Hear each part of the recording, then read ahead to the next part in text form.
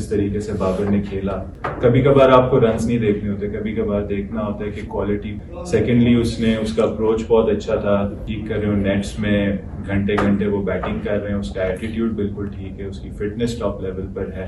बाबर की प्लेयर है हमारे, और बीइंग कैप्टन आपके लिए कितना ये कंसर्न है कि वो रन नहीं कर रहे, और आपने एज ए कैप्टन उनसे बातचीत की है कि कहाँ पे प्रॉब्लम आ रही है?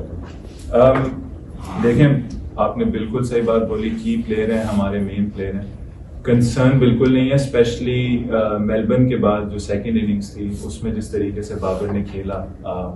कभी कभार आपको रन्स नहीं देखने होते, कभी कभार देखना होता है कि क्वालिटी बॉलिंग किस तरीके से हो रही है। कुछ ऐसे डिसमिसेस हैं जिसमें कोई भी बैट्समैन कुछ नहीं कर पाता, और ऐसे इनके पास बॉलर्स हैं। सेकेंडली उसका अप्रोच बहुत अच्छा था, 40 रन्स भी उसने किए, तो ये एक अच्छा साइन था कि बाबर को आई एम श्योर थोड़ी कॉन्फिडेंस मिली होगी। और जो भी बात हुई है उससे यही हुई है कि बाबर, आप आई थिंक सारी चीज़ें ठीक कर रहे हो, नेट्स में घंटे घंटे वो बैटिंग कर रहे हैं, उसका एटीट्यूड बिल्कुल ठीक है, उसकी फिटनेस टॉप लेवल पर है, और जिस तरीके से वो पिछली इनिंग्स में खेला है, मुझे पूरी उम्मीद है कि सिडनी टेस्ट में आपको बाबर आजम से एक अच्छी परफॉर्मेंस नजर आएगी। शान, आप और हफीज मिलकर पाकिस्तान टीम का कल्चर चेंज कर रहे हो, specially run rate positive intent के साथ खेलना।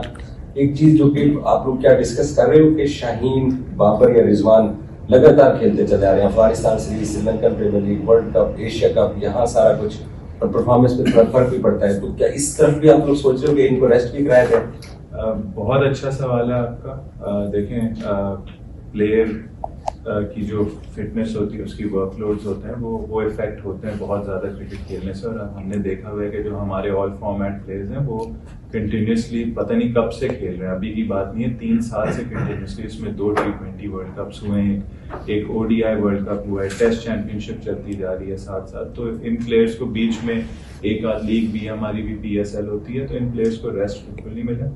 हमारी कोशिश यही रही है कि हम इन चीज़ों को एड्रेस करें, बट कभी कभार आपको मैच की जो सिग्निफिकेंस होती है उसकी वजह से अपने मेन प्लेयर्स को खिलाना होता है। एक तरीके से अच्छा हुआ कि रिजवान को थोड़ा सा रेस्ट भी मिल गया, थोड़ा प्रेपरेशन का टाइम मिला, और वो एक बहुत अच्छा साइन है, हमारे लिए भी एक वेकअप कॉल है कि रिजवान थोड़ा सा रेस्ट करके आया, थोड़ा सा प्रेपरेशन करके आया, तो आपको मेलबर्न में उसकी तरफ से बहुत अच्छी परफॉर्मेंसेस मिली। तो I think somewhere down the line ये डिसीजन ऐसे हमें लेने होंगे, बट उसके लिए बैकअप भी बहुत इंपॉर्टेंट है। हम अपनी तरफ से कोशिश कर रहे हैं। हमने खुरम शहजाद की इंडक्शन हुई, आमिर जमाल की इंडक्शन हुई, पिछले में मीर हमजा वापस आए, तो ये हमारे लिए एक बहुत अच्छा साइन है कि डोमेस्टिक के जो प्लेयर्स हैं उन्होंने आए अच्छी कंडीशन में, मतलब टफ कंडीशन में उन्होंने परफॉर्मेंसेस दी। और हम कोशिश करेंगे कि जो बाकी भी डिपार्टमेंट्स हैं, बैटिंग के होके, कीपिंग के होके, उनमें भी हम लोगों को मौका दें, चांस दें, और ताकि हमारे मेन प्लेयर्स को भी रेस्ट मिले और साथ में हमारा बैकअप भी प्रोड्यूस होता है। शान, ये बताएं कि एक टाइम तो ऐसा लगा था कि कहाँ पे हमारी जो कमी है कि इसको हमें इस पे प्लानिंग भी करनी चाहिए, उनके ऊपर वर्क भी करना चाहिए और दूर भी करनी चाहिए। देखें, जो मेलबर्न टेस्ट की आपने बात की, उसमें चेस वो फाइनल एलिमेंट था गेम का, बट हम दूसरे दिन भी हम मैच को क्लोज आउट कर सकते थे जब मैं और अब्दुल्ला खेल रहे थे। फिर जब हमने उनको 16 रन पे 4 हमने उनके आउट किए, हम उधर भी मैच क्लोज कर सकते थे। फिर जब एक वक्त मैं और बाबर खेल रहे थे, 110 रन पे 2 आउट थे, उधर भी एक बड़ी पार्टनरशिप से मैच क्लोज कर सकते थे।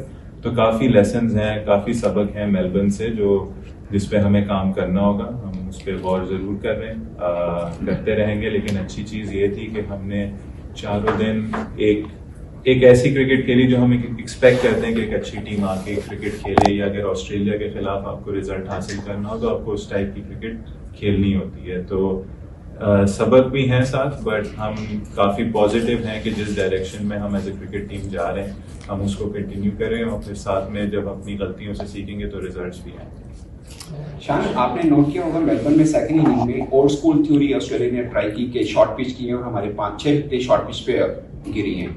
तो इस चीज को ऑब्जर्व किया आपने कि एक बार फिर हम शॉर्ट पिच के ऊपर शिकार हो रहे हैं? आई थिंक वो शॉर्ट पिच जो आउट हुए थे वो एंड में हुए थे, हमारा जो लोअर ऑर्डर था, आई थिंक उस पर ऑब्वियसली आपको काम करना होता है। बट जो आपके मेन बैट्समैन थे, आई थिंक उन्होंने शॉर्ट पिच बॉलिंग काफ़ी अच्छी हैंडल की है सीरीज में। और आपको कभी कभार बॉलिंग की क्वालिटी को देख के भी एक्सेप्ट करना होता है कि आपको कुछ अच्छे बॉल पड़ेंगे। तो आई पर्सनली फील कि जो बैटिंग यूनिट थी उसने शॉर्ट पिच बॉल को काफी अच्छा हैंडल किया। एक आध में भी मिस हुआ होगा, बट जो हमारा लोअर ऑर्डर था वो ज्यादा शॉर्ट पिच से आउट हुआ था। लास्ट ओवर आशान, आपकी पॉजिटिव इंटेंट की बहुत ज्यादा तारीफ की जा रही है, लेकिन आप नहीं समझते कि कुछ इनरिस्पॉन्सिबल शॉट थे जिसकी वजह से कॉस्ट पाकिस्तान को मेलबर्न टेस्ट करना पड़ा? तो इस हवाले से टीम से कोई बात हुई है कि कैसे शॉट सिलेक्शन को बेहतर किया जा सके ताकि रिजल्ट जो है वो पाकिस्तान की फेवर में आ सके? देखिए, आई फील इररिस्पॉन्सिबल थोड़ा हार्श वर्ड है। अगर आपने जिंदगी में कुछ पाना होता है आपको रिस्क तो लेनी पड़ेगी, स्पेशली इन कंडीशंस में। और जब आप रिस्क लेंगे तो कभी कभार कोई ऐसी चीज होगी जिससे आपको इररिस्पॉन्सिबल भी किसी को लग सकती है, पर्सनल बंदे को एम्बैरेसमेंट भी फील हो सकती है उस चीज से। बट अगर हमने डिसाइड किया है कि हम इस तरीके से क्रिकेट खेलना चाहते हैं तो गलतियां होंगी। थोड़ा पेशेंस खुद भी चाहिए होगा, थोड़ा पेशेंस हमें अपने स्टेक होल्डर से भी चाहिए होगा। ये देखना चाहिए कि हमारी नीयत क्या है, हम ट्राई क्या कर रहे हैं। अगर हम अच्छी चीज ट्राई कर रहे हैं, क्रिकेट की बेहतरी के लिए ट्राई कर रहे हैं, तो उसके साथ सब्र रखना चाहिए, उसको अप्रिशिएट करना चाहिए। और कोशिश ये होगी, आपकी बात बिल्कुल ठीक है, एंड में इंटेंट जितना भी अच्छा हो आपको रन्स भी लंबे करने होंगे। लेकिन अगर इंटेंट अच्छा होगा, अच्छी रेट पे खेलेंगे तो वो रन्स भी जल्दी होंगे, दूसरी टीम भी अंडर प्रेशर आएगी, और in terms of match winning situation आपकी टीम की सिचुएशन काफी बेहतर है। शाम, इन दो टेस्ट मैचेस में आपकी कप्तानी पे भी काफी टेंशन है, काफी तारीफ हुई है टाइम्स की। आप किस तरह आप 10 साल से टीम में हैं ऑन एंड ऑफ, और आप किस तरह आपने जो देखा है उसमें आपको चेंजेस भी लाना चाह रहे हैं कि अब आपकी कैप्टनसी की भी तारीफ हो रही है? देखिए, आपका अच्छा सवाल है कि 10 साल में जितनी भी आप क्रिकेट खेलते हैं, बहुत सारे कप्तान होते हैं, खुद भी कप्तानी की होती है, बहुत सारे इंडिविजुअल्स आपके साथ रहते हैं, आप उनसे बहुत कुछ सीखते हैं। तो मैंने बहुत सीखा है जिन कप्तानों के अंडर में खेला हूँ, चाहे वो इंटरनेशनल क्रिकेट हो, डोमेस्टिक क्रिकेट हो, काउंटी क्रिकेट इवन हो, या कोई भी PSL हो। जब आप डिफरेंट कैरेक्टर से मिलते हैं आपको एक होता है, फिर मैं बिलीव करता हूँ कि आपको जरा एक ओरिजिनल आपको फील आनी होती है एज अ पर्सन। मैं इस पे कंप्लीट यकीन रखता हूँ कि एज अ कैप्टन आपको अपने प्लेयर्स के लिए आपको सबसे पहले आपको खड़ा होना होता है। प्लेयर्स की जो वेलबींग होती है उसमें कभी कभार आपको क्रिकेट पे साइड पे रख के, परफॉर्मेंस को साइड पे रख के, आपको एक इंसान के नाते आपको एक अच्छा इंसान होना चाहिए एज अ कैप्टन। आपको केयर करनी चाहिए, आपको अंडरस्टैंड करना चाहिए कि आपके जो प्लेयर्स हैं किसकी क्या सिचुएशन है। पर्सनली भी, ऑफ द फील्ड भी कुछ हो सकता है, ऑन द फील्ड भी कुछ हो सकता है, और एक बहुत बड़ी रिस्पॉन्सिबिलिटी है। आपको कुछ ऐसे डिसीजंस लेने होते हैं समटाइम्स, क्योंकि आप सिर्फ 11 खिला सकते हैं, स्क्वाड में सिर्फ 18 लड़के रख सकते हैं। इसमें अगर आप में अंडरस्टैंडिंग ना हो अपने प्लेयर्स की सिचुएशन की, तो आप काफी गलत डिसीजंस भी ले सकते हैं। तो आई थिंक मेरी फर्स्ट चीज ये होती है कि किसी के साथ ज्यादती ना करें, किसी को ऊंच नीच होती है, किसी को अकेला ना छोड़ें।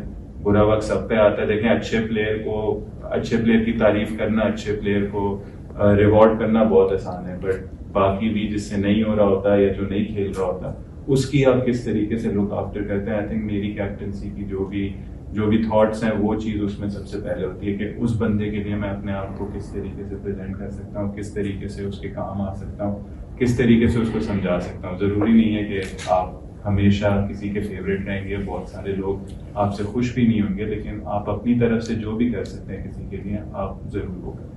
Do you have some theories to share with us? Actually, no, this time. We were kind enough to give it out in Melbourne, but I think we have a few things to sort of consider, ponder upon, certain fitness issues. We were starting this press conference a bit late because we had some discussions regarding Abrar as well. We think that it might turn in Sydney. So we want to give ourselves the best possible opportunity and have the best players on the field. So there's still some deliberations. And Abrar bowled for a while in the nets yesterday. You said the pitch might turn. Does it mean whether Abrar plays or not is purely down to his fitness and what's his status there? Australian tour, Niki's looked after him very well. His rehab process has been going on.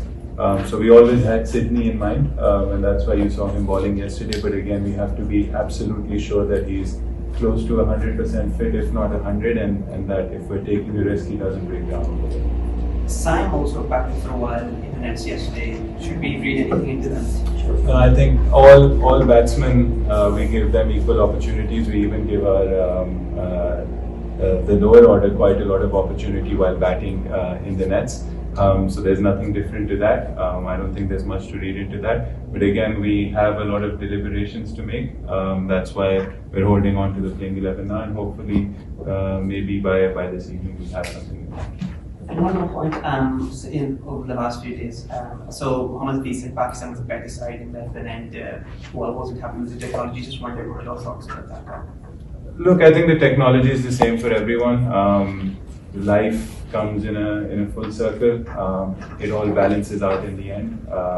I don't have any complaints with the past. I thought we played some very good cricket, but look, we're playing the best side in the world, in my opinion, at the moment, and if you give them a sniff, they will pounce on any opportunities. There were phases in the game where we could have put them under a lot of pressure, or closed the game out, but we had some opportunities which we didn't hold on to, or some partnerships that we had built where Pat Cummins decided to break those partnerships and then really cause a dent in our batting. But look, the quality of the Australian side's there, and we have to make sure that we're not making a lot of mistakes to close out games. So it's very heartening for us. That's what you want to test your skills up against, the best sides in the world. And at least in Melbourne, we can say that we're on the right track and we want to play cricket this way.